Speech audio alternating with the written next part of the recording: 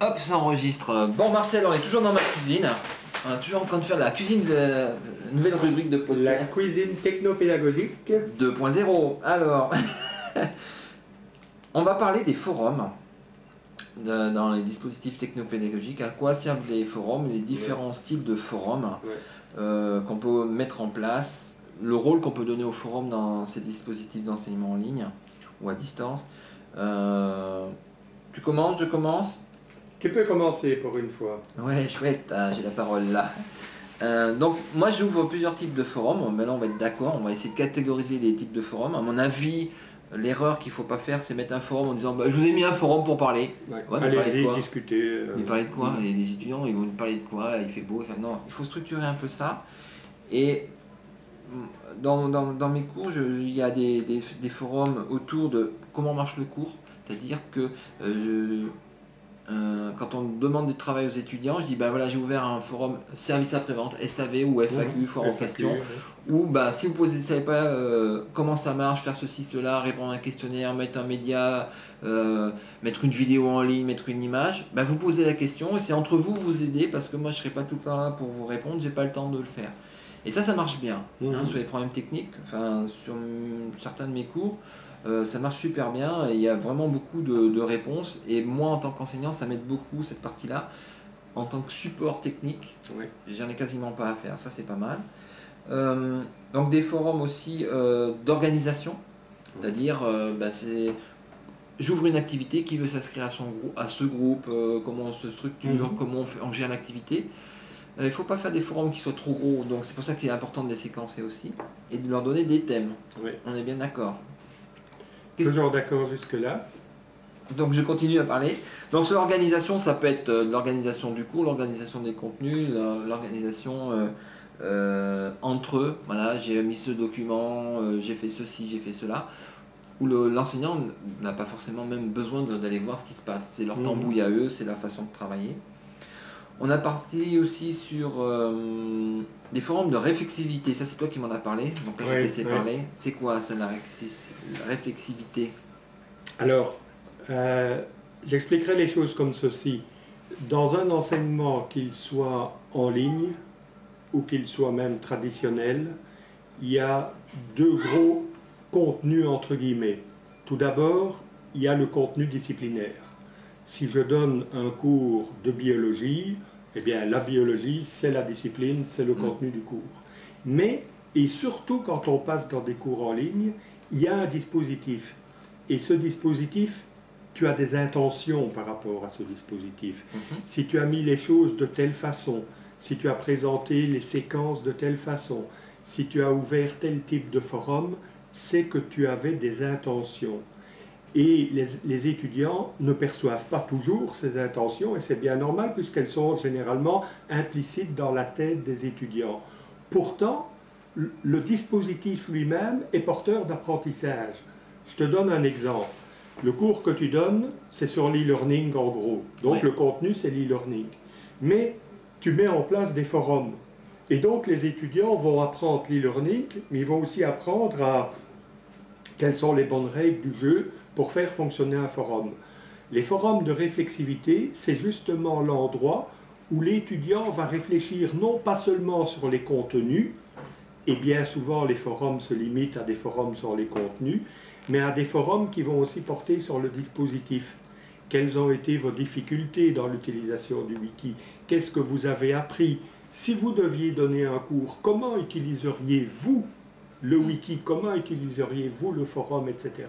Donc cette partie réflexive, c'est-à-dire réfléchir sur comment j'ai appris au travers des outils, me semble être quelque chose d'indispensable dans l'apprentissage des étudiants, apprentissage qui est selon moi toujours dual, ce qu'on apprend au travers des contenus, ce qu'on apprend au travers du dispositif. Donc ça me paraît intéressant, mais tu l'as dit quelque part, il n'y a pas que des forums de contenu, il y a des forums sur l'organisation. Cependant, ça me laisse sur ma faim. Tu l'as dit toi-même, c'est pas vraiment très excellent pour la pédagogie d'ouvrir un seul forum et de dire aux étudiants « allez, discutez ». Mais ce n'est pas intéressant non plus d'ouvrir un forum qui s'appellerait « dispositif pédagogique du cours ». parce que l'étudiant lui-même ne sait pas très bien qu'est-ce qu'il doit aller mettre dans le dispositif. Et donc, moi, je trouve que pour les forums de réflexivité, l'enseignant, le gestionnaire du dispositif, doit aller jusqu'à ouvrir lui-même des sujets. Le premier poste, le premier poste. un premier podcast, une première Voilà. réflexion. Ou bien des questions, tout simplement. Par exemple, dans le dispositif du cours, je verrai différents sujets. Les consignes, l'apprentissage des outils, l'apprentissage des différents rôles que tient l'enseignant dans l'enseignement à distance, etc. Je décomposerai le plus finement possible le forum de manière à ce que l'étudiant sache de quoi discuter dans ce forum. Ça, c'est un premier point. Le deuxième point, les étudiants ne vont pas spontanément dans des forums de réflexivité. Et donc, quelque part, il y a un rôle de l'enseignant de vraiment inciter les étudiants à y aller, que finalement, ces forums fassent partie de manière intégrante du dispositif lui-même. De la démarche de l'étudiant. De la démarche. Alors, il y a un autre type de forum dans un contexte un peu plus connectivisme, c'est-à-dire l'enseignement vraiment en ligne. Moi, j'utilise ce que j'appelle les forums d'experts. Ah oui. Donc, c'est des gens qui ne sont pas enseignants, qui ne sont pas là pour être enseignants, c'est pas eux qui transmettent le savoir, mais ils sont là pour donner leur avis. On parlait d'enseignement de e-learning. J'ouvre un forum où un enseignant en situation dans un lycée, dans un collège, dans une école primaire, donne son avis sur l'enseignement en ligne. Qu'est-ce que ça lui apporte, qu'est-ce que ça lui permet de faire dans le cours d'enseignement. J'ai un autre cours où j'ai un expert sur les réseaux sociaux, comment j'utilise dans l'entreprise, quelles sont l'évolution des réseaux sociaux, des choses comme ça. Et l'idée, c'est de donner une perspective en dehors du cours, d'un point de vue professionnel, dire voilà, qu'est-ce que je vais faire après mon cours, l'expert il me répond là-dessus, donc ça me donne envie encore plus d'apprendre mon cours, ou ça vient crédibiliser le discours de l'enseignant, ou le compléter sur des points beaucoup plus précis. Le renforcer.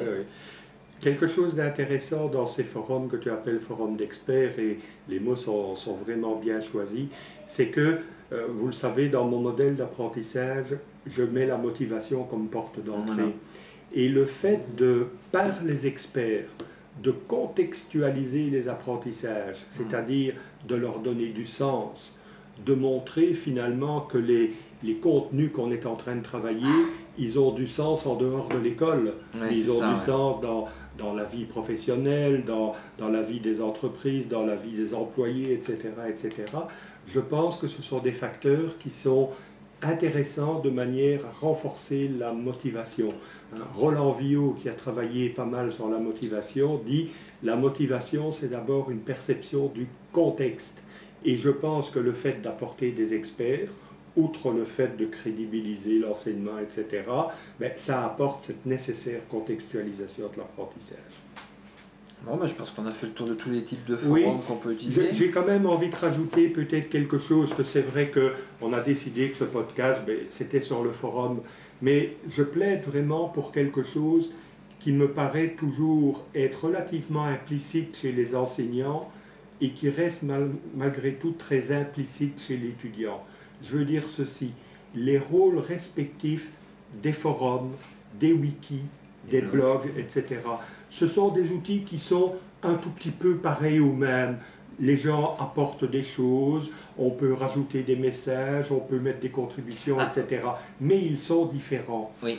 Et finalement, moi, ma manière de voir les choses, c'est que le bloc, comme tu l'utilises dans le cours, ça doit être un élément, j'en ai parlé dans mon podcast précédent, de structuration. C'est-à-dire, c'est un lieu où les différentes séquences sont définies les unes après les autres, mais c'est aussi un lieu dans lequel l'étudiant ou les groupes d'étudiants peuvent apporter des synthèses qui sont validées. Autrement dit, le bloc renferme la construction du savoir. Les forums, c'est plutôt le lieu où on tourne la mayonnaise finalement, où on construit les éléments, où on discute, où on échange, où on se met d'accord, où on n'est pas nécessairement d'accord, etc. C'est le forum, c'est l'agora des anciens, c'est où on venait pour discuter. Oui. Et discuter, c'est différent de faire une synthèse. Le wiki, c'est l'endroit où les connaissances s'élaborent. C'est le pot commun. C'est le pot commun dans lequel les différents groupes peuvent apporter. C'est finalement, si je peux me permettre une métaphore, dans l'enseignement en ligne, c'est le polycopier de l'étudiant, mais le polycopier que les étudiants sont en train de réaliser eux-mêmes. De construire. De construire eux-mêmes. Donc voilà quelque chose qui me paraît utile. je dis ça aux étudiants qui un jour seront peut-être gestionnaires de cours en ligne, etc. Ne prenez pas comme parti pris que les étudiants savent déjà quels sont les différents attributs de tous ces outils. Je crois que ça vaut la peine de faire des exercices au début pour les initier au rôle respectif de ces outils. Alors moi quand j'explique la différence entre... Parce que un prof il me dit mais le forum et le blog c'est la même chose. Je dis oui je suis d'accord avec vous. On peut aussi faire passer des consignes dans le forum, sauf que c'est une différence de posture. Voilà, exactement. C'est-à-dire, je prends l'analogie, à la fin d'un cours, au début d'un cours, je suis sur la chaire, enfin sur l'estrade de l'amphi, et je balance des informations. Donc moi, enseignant, je suis mis en avant. Et l'analogie, c'est le blog. C'est le blog. Parce que le post, c'est vraiment l'avis majoritaire, il prend tout l'écran, on peut c'est mon avis, il est comme ça, je vous le donne, avec une synthèse.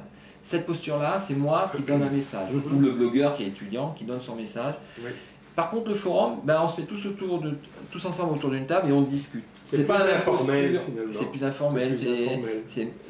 L'avis de l'enseignant n'est pas mis en avant. C'est pas aussi évident de retrouver dans le blog cet avis-là, c'est pas aussi structuré. Donc moi je prends souvent cette analogie, ça dépend comment tu veux discuter avec tes étudiants. Soit tu te mets en avant, tu prends le blog, et c'est plus cadré, c'est calé. Soit tu vas être avec eux, les suivre, et à ce moment-là, tes consignes, tu le passes dans le forum. C'est deux postures complètement différentes. Ou bien l'étudiant prend une posture d'enseignant en disant voilà le travail que j'ai réalisé, et à ce moment-là, il participe aussi au blog. J'ai envie de dire, dans les formes finalement, il y a des différences. Dans les forums, les phrases peuvent être très courtes. Tu me poses une question, je te réponds. Un autre ajoute quelque chose. Ça va très vite, c'est assez informel. Dans un blog, je m'attends à trouver des éléments plus structurés. Organisés, ouais. Voilà, c'est un petit peu des différences que nous pouvons faire. C'est pas mal. C'est pas si mal. Oui, Marcel, c'est très bien pour Allez. À la prochaine. À la prochaine.